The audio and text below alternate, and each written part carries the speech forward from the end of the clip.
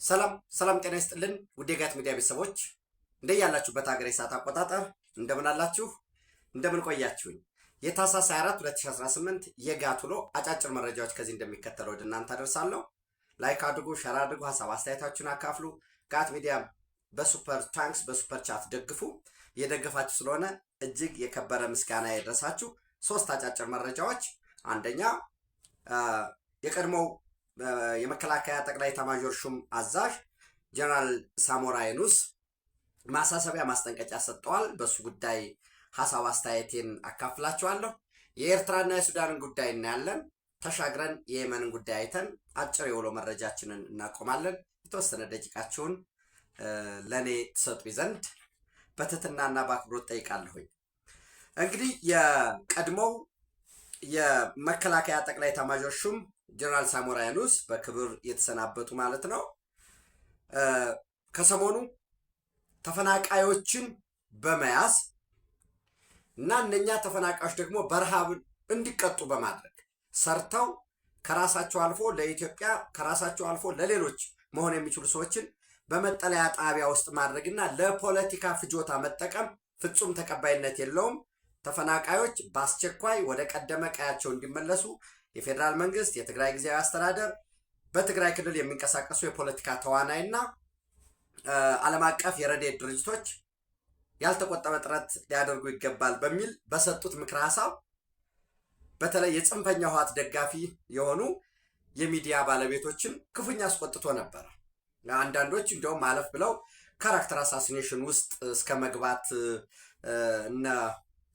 ኤኒዌይስ ስም መጥራት ትንሽ ከባድ ነው በዩቲዩብ ህግና ውጭ ላይ ያሉ መቀመጫቸውን ያደረጉ ከጽንፈኛው ቡድን ጋር የሚሰሩት የግል ጉዳያቸውን፣ የትዳር ጉዳያቸውን፣ የእድሜያቸውን፣ የጤናቸውን ጉዳይ ያው ይህን ስል እነማንን ያልኩ እንደሆነ ይገባቸዋል ብዬ ነው።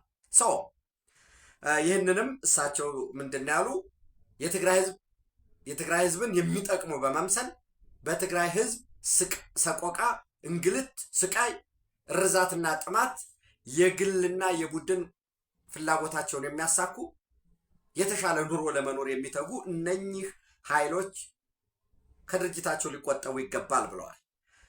በተመሳሳይ አሁንም እዚህ ወጋህታ ከሚባል ጋዜጣ ጋር ባደረጉት ቆይታ በዘንድሮ ዓመት የሚካሄደውን ምርጫ አስመልክተው አስተያየት ሰጥተዋል። አስተያየታቸው ምንድን ነው የሚሉት? ምርጫ ህገ መንግስታዊ መብት ነው። የትግራይ ህዝብ የታገለው በምርጫው በድምፁ የሚመሩትን ለመምረጥ ነው። ነገር ግን አንዳንዶቹ ቅድመ ሁኔታ እያስቀመጡ እንዲህ ካልተደረገልኝ፣ ያ ካልተደረገ፣ ይሄ ካልተሟላ፣ ሌሎች ደግሞ ፓርቲዎች አሉ እንደነ ሳልሳይ ወያኔ አይነት ለህወሓት እውቅና ካልተመለሰለት አንወዳደርም የሚሉ ወይ ተፈናቃዮች ወደ ቀያቸው ካልተመለሱ አንወዳደርም ይሏችኋል። እሺ ወደ ቀያቸው ይመለሱ ሲባል ኖ ተፈናቃዮች ከመለሳቸው በፊት የፓርቲ ህልውና መረጋገጥ፣ የወልቃይት ጠገዴ ሰቲት ሁመራ አብረን ታዝለን እንግባ ይላል። እርዳታ ራባቸው፣ ተጠሙ፣ ሰውነታቸው ከቆዳቸው ተጣበቀ ብለው ያሳያሉ። ከሰሞኑ ያለውን ግርግር ለመጠቀም የሚያዳምጣቸው ጠፍቶ ነው እንጂ በነገራችን ላይ ህወሓትን እንደ ፓርቲ እንደ ቁም ነገር የሚቆጥረው የለም። አሁን ለአፍሪካ ህብረት ደብዳቤ ይጽፋሉ ምናምን ይላሉ። የቆሙበትን እንኳ ዓለም አያውቁትም። እዛ ተቀርቅረው ሐዋልቲና ደጀና የሚባለው ተቀርቅረው ካለም ርቀዋል። የቀይ ባህር ፖለቲካ በፍጥነት እየጦዘ የዩክሬን የራሽያ ጉዳይ እዛው ሱዳን ውስጥ ከጎናቸው ይረዳናል ያሉት ሱዳን በውስጡ ተተብትቦ ኤርትራ መውጫ መግቢያ ከብዶት ከዛሬ ነገ የህዝብ ሰልፍ ይነሳብኛል ብሎ ተጨንቆ በዛ ካምፕ ውስጥ ኢራን አብሮ ነበር። ያ ሁሉ ጥንቅጡ ወጥቶ እነሱ አሁንም ዓለም ይሄን ያይናል፣ በዚህ የቀውስ ወቅት እኛን እንታወሳለን ብለው ደብዳቤ ይጽፋሉ። ከፕሪቶሪያ ስምምነት በፊትና በፕሪቶሪያ ስምምነት ወቅት ከተሳተፈው በላይ የአፍሪካ ህብረትና ዓለም አቀፉ ማህበረሰብ በጉዳዩ ገብተው ያሳዝናል በጣም። አይደል ነው የትግራይ ህዝብ ምን ቢበድል ነው እነዚህን ክፉ አረመኔዎች ላይ የጣለው? አላቅም። በእውነት ነው በጣም ነው ማዝነው። ከነዛችሁ የ15 ኪሎ በቆሎ ዱቄት በእርዳታ ቀርቦ ዓለም አቀፍ ረድኤቶች የእርዳታ ድርጅት አቅራቢዎች በቀነሱበት ግማሽ ሊትር ዘይት እየተሰጠ ዳታውን ልስጣችሁ ብዬ ነው እርዳታውን እንኳን የሚያገኘው እና ራይስ ምንድን ይሄ ሩዝ ወደ 1.5 ኪሎ ግራም ጥራጥሬ ሩዝ ሽምብራም ሊሆን ይችላል 15 ኪሎ ግራም የበቆሎ ዱቄት 0.45 ኪሎ ግራም ዘይት 1 ሊትር ዘይት እስከ 900 ግራም ስለሆነ ግማሽ ሊትር ዘይት በቤተሰብ ይህን ተቀብለው ከዚሁ ይበሉበታል ከዚሁ ይጠጡበታል። የፓርቲ አባልነት ክፍያ ክፈል ካልከፈልክ ውጣ ከመጠለያ ብለው ያባሩበታል። ኬንዳውን አፍርሰው ህወሓት 50 ዓመቷ ልታከብር ነው በቤተሰብ 200 ብር ክፈል። ይሄንን የሀገር ውስጥ ሪፖርተር ወይ ምናምን መንግስት አፍሌትድ የሆኑ ወይ ተቃዋሚዎች ቢሆኑ ሰየው አንቀበል ፕሮፓጋንዳ ነው ብለን የወርልድ ፉድ ፕሮግራም ያረጋገጠው ነው።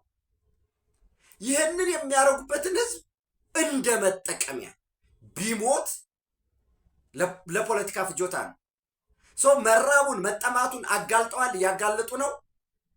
እነዚህ መታሰር አለባቸው ብለው ለፖሊስ የትግራይ ክልል ፖሊስ ለዞኖች ለወረዳዎች ለዚህ ለቲዲኤፍ ለሚባለው በሰርኩላር ደብዳቤ ጽፏል። በባለፈው አቅርበናል።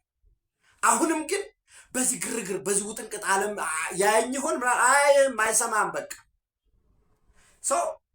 ምርጫ ህገ መንግስታዊ መብት ነው። ምንም ቅድመ ሁኔታ ሊቀርብለት አይገባም። ጊዜያዊ አስተዳደሩ እዚህ ላይ ይበቃዋል። በቃ በምርጫ መተካት አለበት። የትግራይ ህዝብ በፌዴራል መንግስት ውስጥ በህዝብ ተወካዮች ምክር ቤት በፌዴሬሽን ምክር ቤት እንዲሁም መንግስት ሲመሰረት በአስፈጻሚው ውስጥ በወርዱና በቁመናው ልክ መወከል አለበት። አሁን አሉ ምንም የትግራይ በትውልድ የትግራይ ይሆኑ ግን የትግራይ ልጆች ከምንም በላይ የሚቆረቆሩለት የሞቱለት የደከሙለት ዋጋ ያከፈሉ አሉ። በምርጫው ግን አልመረጣቸውም። በድምፁ የሚተላለፉ ውሳኔዎች አዳዲስ እንኳን ለምሳሌ የበጀት ድጎማ ቀመር የፌዴሬሽን ምክር ቤት አልሰራም እንጂ ቢሰራ ተወካዮች በሌሉበት ሁኔታ እንዴት ይሆናል? የህዝብ ተወካዮች ምክር ቤት ላይ ሊደመጡ ሊታዩ ይገባል። በመንግስት በአስፈጻሚውም በህዝብ ተወካዮች ምክር ቤትና በፌዴሬሽን ምክር ቤት መሳተፍ አለባቸው። ልማት በትግራይ ውስጥ እጅግ በጣም ወሳኝ ነው። ለብዙ ችግሮች መፍትሄ የሚያመጣው ልማት ነው። በክልሉ ያሉ የፖለቲካ ተዋናያን ምርጫ እንዲደረግ መግፋት ማስገደድ እንጂ ምርጫ እንዳይካሄድ እንደ ምክንያት መሆን የለባቸውም።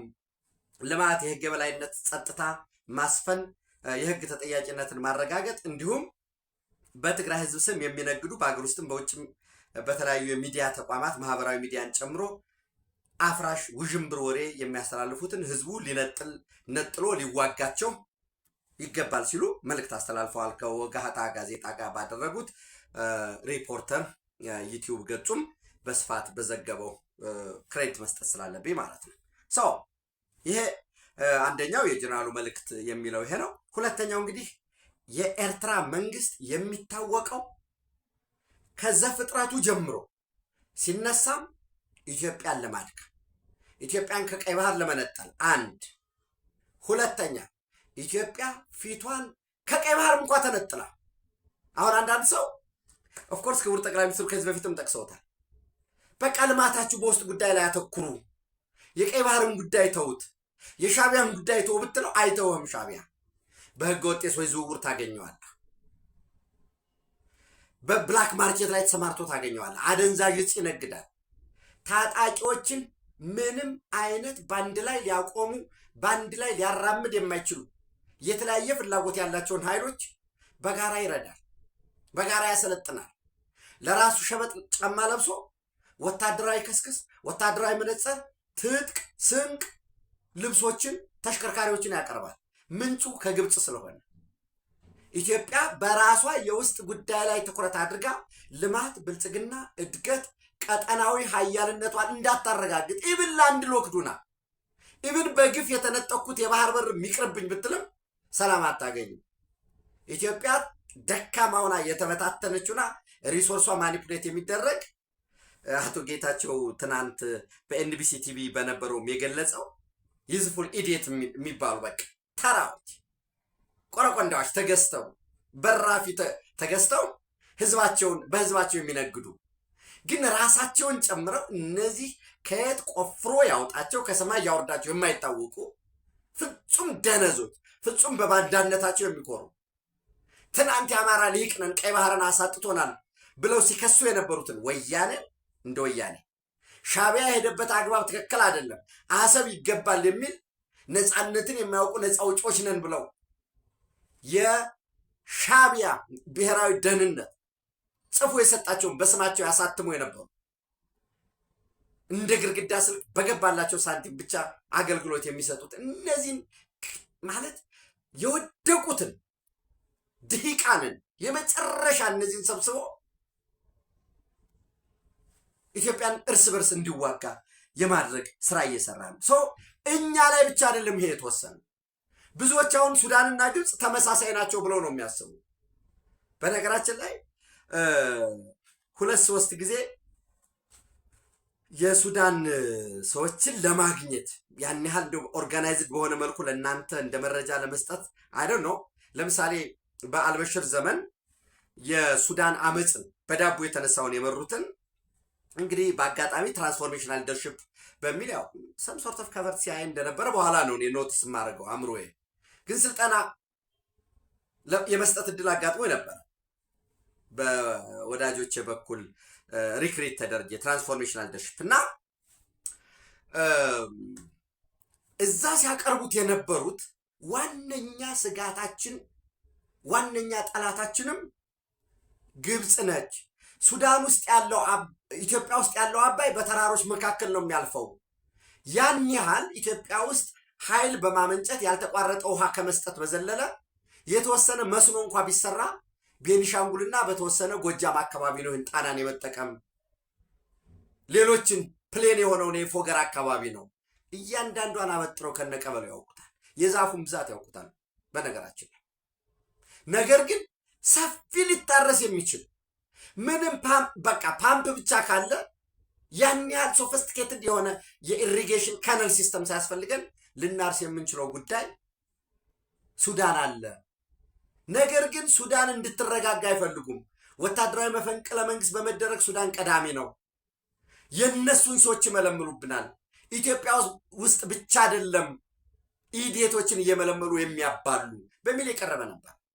እንግዲህ ለምሳሌ በባለፉት 3-4 ዓመታት ሱዳን እርስ በርስ ግጭት ውስጥ ነው ያለው። የውሃ ክፍፍል የውሃ ድርሻ የሚባለው ነገር አጀንዳ አይደለም። የኢሪጌሽን መሰረተ ልማት፣ ግድቦች፣ ኃይል ማመንጫዎች እየተመቱ ነው። ማን ነው የሚመታቸው? ለምንድን ነው የሚመቱት? ይህንን ማየት መተንተን አስፈላጊ ነው የሚሆነው።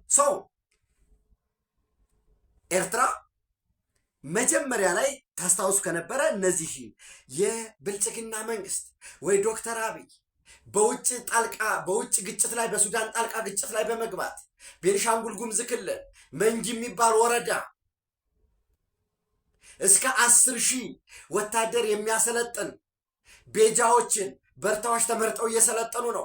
ይህ እንዲሆን የዶክተር አብይ ፍቃድ አለበት። ይህንን የሚያስተባብረው የመከላከያ ከፍተኛ ወታደራዊ አዛዥ ስሙ ከሌ ይባላል። ይህ እየተባለ ናሬሽን ተሰራ። ማን ይህን ናሬሽን የሚሰራው? መነሻው ግብፅ። ማን ያስተባብረዋል? ሻዕቢያ። ማን ይነደዋል? በዩቲዩብ፣ በፌስቡክ፣ በትዊተር ባንዳዎች ይነዱታል። ይሄን የኢትዮጵያ ባንዳዎች፣ የኢትዮጵያ ተቆርቋሪ ነን የሚሉት ዓላማው ምንድን ነው?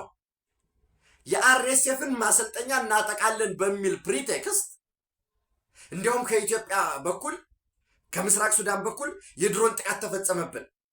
አርኤስኤፍ እየተዘጋጀ ወፍ የለም ብያቸዋለሁ ደጋግሜ። የለም ከሞምባሳ ከፖርት ሱዳን ከሞምባሳ ከኬንያ እና ደግሞ ከፑንትላንድ ከቦሳሶ ፖርት የተነሳ የጦር መሳሪያ አንዳንዴ በቀጥታም ደግሞ ከዩኤኢ ሐረር ሜዳ ቢሾፍቱ እዛ ካረፈ በኋላ በተሽከርካሪ ታጅቦ በኮንቮይ ወይም ባህር ዳር በረራ ተደርጎ ለአርኤስኤፍ ጦር መሳሪያ ቀረበ። ኦል ዲስ ናሬሽን ሰርተውታል። እንድታምን ትደረጋለህ፣ እንድታምን ትደረጋለህ። ከዛ ጥቃት ሲፈጸም እንዴ ኢትዮጵያ ግን ይሄ መንግስት ግን ለምንድን ነው በውጭ ሀገራት ላይ ጣልቃ የምንገባ? ምን ልንጠቀም ነው? ይህ እኮ ትክክል አይደለም እኮ። በመለስ ዜናዊ ዘመን እኮ ግብጾችን አረቀናቸው ነበር። አሁን ግን ይሄ እውነት የብልጽግና መንግስት ወይ ዶክተር አብይ በሚወስደው እርምጃ ነው እንዴ? ግብፅ ኤርትራ መጣ። አሁን ጅቡቲ ፖርት ተስማማ። ሶማሊያ ላይ ሚሊተሪ አሬንጅመንት አላቸው። ደቡብ ሱዳን እየሞከሩ ነው። አሁን በዚህ በግድቡ በኩል እንዴ ምንድን ነው የእናንተ መንግስት ግን በተለይ ግድቡ ባለበት አካባቢ ይህን የሚያደርግ ይልሃል። የተደራጀ ነው። አንዳንድ ይህን የሚናገረውም ሰው አያውቀውም ጭራሽ። በቃ ያለበት ምናልባት የፓርቲው ጥላቻ፣ የመሪው ጥላቻ፣ የመንግስት ጥላቻ፣ የተገፋሁኝ፣ የስራ አጣሁኝ፣ የተፈናቀልሁኝ ነው። ቆም ብሎ ለመመርመር ደግሞ አትችልም። በዛው ላይ ደግሞ መረጃ ይጠቀጥቁሃል። ኤኒዌይስ ሱዳን ውስጥ ሊዋጋ እንግዲህ አልቡርሃን በአንድ ሳይድ፣ ሄሜቲ በሌላ ሳይድ። ዊልያም ሩቶ የኬንያ ፕሬዝዳንት እንዳለው ከአንድ ጨርቅ የተቀደዱ ናቸው። የአንድ እናት አባት ልጆች ናቸው። ሱዳናውያን ናቸው። አገራቸውን ግን የፍልሚያ ሜዳ አረጉት፣ ፕሮክሲ ዋር አረጉት። በዛ መጨረሻ የሚጠቀመው ግብፅ ነው። ውጊያው እንዲቆም አይፈልግም። ለዛ ነው አልቡርሃንን ምን ይለዋል? አርኤስኤፍ ካምፕ ውስጥ ሙሉ ለሙሉ ገብቶ በዓለም አቀፍ ማህበረሰብ ፊት የጦር መሳሪያ እንዲፈታ ካላደረግ በፍጹም በምንም ታምር የተኩስ አቁም ስምምነት የሚባለው እንዳትቀበል ይለዋል አልሲሲ። እሺ ይላል። ይሄንን ወራስ ነህሜቲ ደግሞ ኖ ተኩስ ለማቆም ዝግጁ ነን፣ ዓለም አቀፍ የሰብአዊ እርዳታዎች፣ የተፈጸመ ወንጀልም ካለም የፍትህ አካላት ይምጡና ይፈትሹ ይመርምሩ ይላል። በዚህ ሂደት ሳውዲ አረቢያና እንግዲህ በጀርባ ዩኤ አለ የሚባለው ዩኤ ደግሞ ኢትዮጵያን ትደግፋለች። የሆነ የቸገረን ጊዜ ያኔ ሞሮርለስ ፔላውት ልናደርግ በነበረ ወቅት ደርሰውልናል። በዓለም የፖለቲካ መድረክ ረድተውናል። የረዱንን ያደረጉልንን የሚያደርጉልን በኢኖቬሽን በሶፍትዌር 5 ሚሊዮን ኮደር ማሰልጠን ቀላል ነው። የጅቡቲ ህዝብ የኤርትራ ህዝብ ተደምሮ 4 ሚሊዮን ገደማ ነው። የሀገር ህዝብ 5 ሚሊዮን ያሉት ብዙ የአፍሪካ ሀገራት 5 ሚሊዮን የተጠጋ ህዝብም የላቸው። ይህንን ለማሰልጠን ሌላው በአርቲፊሻል ኢንቴሊጀንስ በዓለም የፖለቲካ መድረክ ልማታችንን በመደገፍ ረድተውናል። ይሄ እርዳታ ይህንን ድጋፍ ሌላ ምስል ለመስጠት ቱርክ ሰላይ ላከችልሃል። ሳውዲ አረቢያ ኢሳያስ አፈወርቂን ወሰደ። ምን ልሰራው ነው ኢሳያስ አፈወርቂን? 3 ሚሊዮን ህዝብ ያለው 130 ሚሊዮን ገበያ ከህንድ ከርቀት እየተተነተነ የዓለም ሁኔታ እየታየ ሰው በዚህ ሂደት ምናልባት አንዱ ምንድን ነበር የሚለው የአፍሪካን ኢንቴሊጀንስ ፖርት ሱዳን ኮንቬይስ ዋርኒንግ አሚድ ረመስ ኦፍ አን አርኤስኤፍ ሚሊታሪ ቤዝ ኢን ኢትዮጵያ ማስጠንቀቂያ ሰጠች። ይህ እንግዲህ ሲወራ ሲፈጭ ምናምን የነበረው በሙሉ ሄድና ዓለም አቀፉ ሚዲያ ላይ ደግሞ ትከፍለዋለህ ከፈለክም ቢያንስ ለጸሐፊው መክፈል እኮ ነው እንዲወጣ ተደረገ ጀስቲፋይ ለማድረግ። ዞሮ ዞሮ በዚህ ሂደት ከአልቡርሃን ጎን ሆነው የፈጥኖ ደራሽ ኃይሉን የጀነራል ሄሜቲ የሚመራውን ለመፋለም በሚል ከሱዳን የተለያዩ አካባቢዎች ከኢትዮጵያም እንዲሁ ከተለያዩ አካባቢዎች እና በአማራ ክልል የሚንቀሳቀሰውን ጸረ አማራ ጸረ ኢትዮጵያ መለላክ ግብሩ የንጹሐንን ደም መጠጣት መለያው ከመዝረፍ ከመስረቅ ተራራ ላይ ቁጭ ብለው የሆነ ካምፕ ሰርተናል ተብሎ ውስኪም እኔ እኮ አንዳንድ ጊዜ እኮ የግፉ ጥግ እኮ የለውም ወዳጆች። ግድ የለም በፖለቲካ እንለያይ። እኔ ባንዳ እንደምላቸው እነሱም ባንዳ ይበሉ፣ ችግር የለው። ግን ይሄ ነው ትግል። ይሄ ነው ዛሬ የዓለም የቀይ ባህር ፖለቲካ እየተለዋወጠ ባለበት። ይህ እድል የዛሬ 50 ዓመት 100 ዓመት ነው፣ ግን 50 ዓመት ፈጣን ኢኮኖሚ ስላለ ይሄ ተብሎ የብልጽግና መንግስት ወደ ቀይ ባህር ለመራመድ የሚያደርገውን ነገር አስረን ይዘነዋል ይላል ተፈራ የሚባል አንድ ጅል ይመጣል። ያሳዝናል። ነገራችን ላይ እንደዚህ ማለት ነውር ነው ለኔ። ይመጣና ተንታይ ነኝ ብሎ እኛ በምስራቅ አፍሪካ በቀይ ባህር ቀጠና ጎልተን የወጣን ኃይሎች ነን፣ ወደ ኤርትራ ሊሄድ የነበረውን ይዘነዋል፣ ትግራይን እንዳያጠቃ። ምን ብሎ ነው የትግራይ ህዝብን የሚያጠቃ? ህዝቡን የትግራይ ህዝብ እኮ የቀይ ባህር ቢመጣ የመጀመሪያ ቅድሚያ ተጠቃሚ እኮ ትግራይና አፋር ነው። ከዛ በኋላ እኮ ነው ትሩፋቱ የሚመጣው። ከስልጣኔ መስመር በራክ ቁጥር እኮ ነው እየደህየ እየደከምክ የምትመጣው። ፍጹም ተቃራኒ የሆነ እና በሱዳን ውስጥ አንዳንድ ቦታዎች በኢትዮጵያና በሱዳን በኤርትራ ድንበር ይሄን ኦማሃጅርን አካባቢ ይዞ ሁመራ ወዲያ ማዶን ይዞ በላይ በከሰላ በኩል በእነዚህ አካባቢ የሚንቀሳቀሱ 4 ታጣቂዎች ስልጠና በኤርትራ ውስጥ በሚገኙ ጋሽባርካን ጨምሮ በተመሳሳይ የተለመደው የወታደራዊ ማሰልጠኛ ጣቢያዎቻቸው ምንድን ነው የሚባለው? ይሄ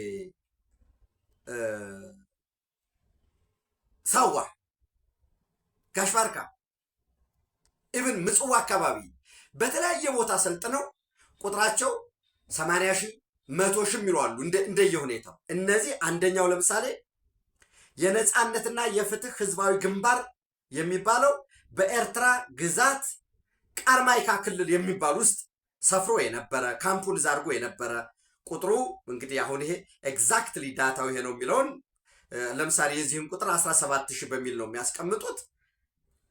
ኦኬ። ሁለተኛ የአልቤጃ ኮንፈረንስ የሚባል ኤርትራ ሉኪፕ ክልል ውስጥ ሉኪፕ በሚባል አካባቢ ሰፍሮ የነበረ ነው። ቁጥሩን እንተው ለጊዜው። ሶስተኛ የብሔራዊ የፍትህና የልማት ንቅናቄ፣ ይህም ኤርትራ ሉኪፕ በሚባል አካባቢ ከአልቤጃ ኮንፈረንስ በቅርብ ርቀት ላይ ሰፍሮ የነበረ ነው። አራተኛ የምስራቅ ሱዳን ነጻነት ንቅናቄ በሱዳን ከሰላ፣ ሱዳን ውስጥ በነገራችን ላይ ኤርትራ ከሰላ የኔ ነው የሚል ጥያቄ አለው። ይሄ አፄ ዮሐንስ በነበረው አንዱ እንግዲህ ፈርመውታል በሚባለው በህይወት ትሪቲ ከባህር ነጋሽ ይህንን እንሰጣቸዋለን ያንን እየተጣቀሰ አፄ ዮሐንስ የኢትዮጵያ መሪ በኤርትራ ሳይድ በዛ በሱዳን ሳይድ በኩል ያለው እንደ ቦጎስን ጨምሮ ባለው ከሰላ ምርጧ ከተማ ነች፣ የኤርትራ ምርጡ ከተማ ከሰላ ነው ይላል ኢሳያስ አፈወርቂ ሞቅ ሲለው ሲነሽጠው። ሰው የምስራቅ ሱዳን ነጻነት ንቅናቄ በሱዳን ከሰላ ሰፍረው የነበሩ ታጣቂዎች አፍሌትር ናቸው። ከኤርትራ ጋር በጣም አፍሌሽን እንዳላቸው የሚነገሩ ናቸው። እነኚህ ከአልቡርሃን ጎን ሆነን ሄሜቲን የሱዳን ፈጥኖ ደራሽ ኃይሎችን መዋጋት አንፈልግም በሚል ከኤርትራ ውስጥ ያሉት ለቀን እንወጣለን እያሉ ነው።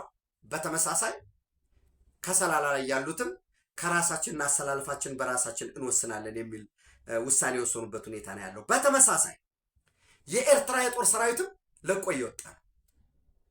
በቁጥር ወደ 17137 ወታደሮች ከአልቡርሃን ጎን ሆነው ደሞዝ በእያንዳንዱ በነፍስ ወከፍ የክላሽንኮቭ ጠመንጃው ሳይቀር ጥይቱ ሳይቀር ቦምቦች ሳይቀር ከግብፅ መጥቶ ለዛም ደግሞ ክፍያ እየተከፈለ ከሱዳን ጋር ከአልቡርሃን ጋር ሆነው ሲዋጋ የነበረ 17137 ወታደሮች ያሉ ሲሆን 371 የሚሆኑት ለቀው ወደ ከሰላ እንደመጡ ከሰላ አሁን አስቀድሜ ያልኳችሁ ማለት ነው።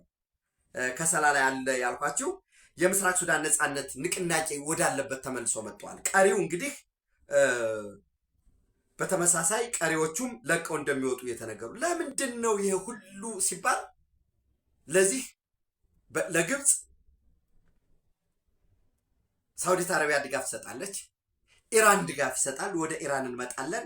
ከፍተኛ ተቃውሞ ያው 5ኛ ቀኑን ይዟል። እስካሁን ከ69 በላይ ሟቾች በ34 ከተሞች ጠንካራ በመላው ኢራን ውስጥ ነው ያለው። ግን በ34 ከተሞች እጅግ በጣም የተጠናከረ አመፅ እየተናጠ ነው ያለው። በነገራችን ላይ ተመሳሳይ አስመራ ህዝባዊ አመፅ ይነሳል በሚል ከፍተኛ ፍርሃት የነገሰበት ሁኔታ አለ። ኢንተርኔት የለም አሁን ኢራን ውስጥ። አንዳንድ መረጃዎች ይወጣሉ። እንግዲህ እነዛ ከየት ነው ተቃውሞው የማን ነው የሚለውን እሱ ማየት ነው። ሞሳድ ግፉበት እያለ ነው። እስራኤል ግፉበት እያለች ነው። በዚህ በውጥረት ወቅት ጥቃት ሊፈጸም ይችላል የሚል መረጃም እየወጣ ነው። በተመሳሳይ አሜሪካ ዶናልድ ትራምፕ በትሩዝ ሶሻል አሁን የአያቶላህ አምባገነኑ የአያቶላህ መንግስት በዜጎቹ ላይ ግፍ የሚፈጽም ከሆነ ዝም ብለን አናይም፣ የጦር ጀቶቻችን አስፈላጊውን ጥቃት ለመሰንዘር የሚያስችል መሳሪያ ታጥቀው ስታንድ ባይ ሆነዋል የሚል መልእክት አስተላልፏል። እንግዲህ ኢራን በሊቢያ መንገድ ትጓዝ ይሆን የሚለውን ማየት ያስፈልጋል። ሊቢያም ያው አመፅ ተነሳ፣ መሪው ተወገደ፣ ሙአመር ጋዳፊ የሆነውን የምታዩት ነው። ኢራንን በዛ በተመሳሳይ ትሄድ ወይ? የቀይ ባህር ቀጠና ሳሁን ትናንት ሶማሊያ ወደ ሳውዲ አረቢያ ተጠርታለች። ኢሳያስ አፈወርቂ ሳውዲ አረቢያ ነው የነበረው። ፈረንሳይ ለክቡር ጠቅላይ ሚኒስትር ዶክተር አብይ መደወሏን እንዳትዘነጉ። ወይም ፈረንሳይ ከኢትዮጵያ ጎን ነው ያለው። እስራኤል አለ፣ በዚሁ አሜሪካ አለ። የአሜሪካ የአፍሪኮም አዛዥ ሀርጌሳ በርበራ ላይ ነው ያለው። በነገራችን ላይ ይሄ የአፍሪኮም አዛዥ ቀጠናውን በደንብ አውቀዋለሁ ብሎ ከዚህ በፊትም ተናግሯል። ኢትዮጵያ የቀይ ባህር አክሰስ ልታገኝ ይገባል የሚልም በግልጽ የተናገረ ነው። በዚህ ሂደት እኛ እያሟሟቅን ያለ ነው ወደ ቀይ ባህር ለመሄድ፣ ወደ ቀይ ባህር ድምፃችን ሳይሰማ በአነስተኛ ኪሳራ ከተቻለ በአጭር ጊዜ። ምክንያቱም ይህን እድል ዛሬ ካጣኸው ነገ ባለህበት እርጋ ሲባል ፈተና ስለሚሆን ይህንን ለማድረግ ነው ጥረት እየተደረገ ያለው።